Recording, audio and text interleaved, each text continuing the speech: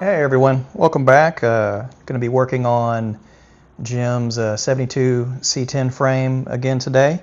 Going to be working on the fuel system components. The frame comes with a fuel cell from No Limit Engineering, and that fuel cell has an internal fuel pump in the tank. Has more than enough pumping capacity to supply this engine. Engine's going to be a 430 horsepower LS3. So that pump has an outlet and a return, so a supply and a return to it. So from the tank we'll be going to some bulkhead connections. Got these guys from Vibrant Performance. Excellent company, excellent products. I use a lot of their stuff on my truck. Nothing but good things to say about what they sell, what they make, so definitely recommend them. And then from there we will be going to an Aeromotive fuel pressure regulator. We have an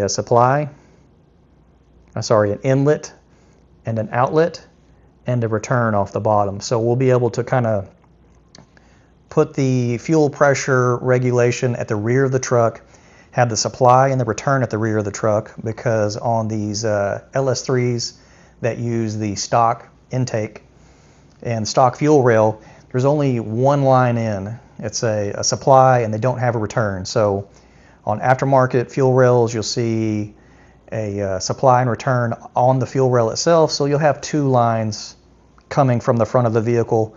This allows us to just send one line to the front. So use this on my C10, works great. Easy to set it to the proper pressure. You know, LS3s want to run around 60 psi, so works good for that. And then after that, we will go to a Aeromotive fuel filter out any possible crud. Comes with a nice little bracket, and we'll mount that to the frame rail also. Probably be using some nutsers to get everything connected correctly. Building AN lines, just getting everything clean to where we'll have that tied up. The only thing that will remain for that is the fuel level sensor.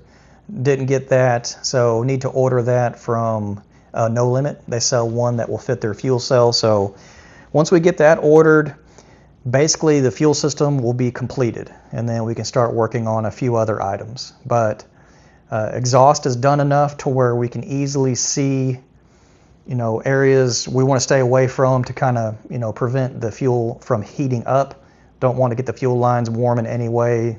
Newer fuels don't like it. So it's always good to kind of, in my opinion, get your exhaust run, everything kind of in its final spot before working with the fuel system. But appreciate you checking in again, and I hope you enjoy the video.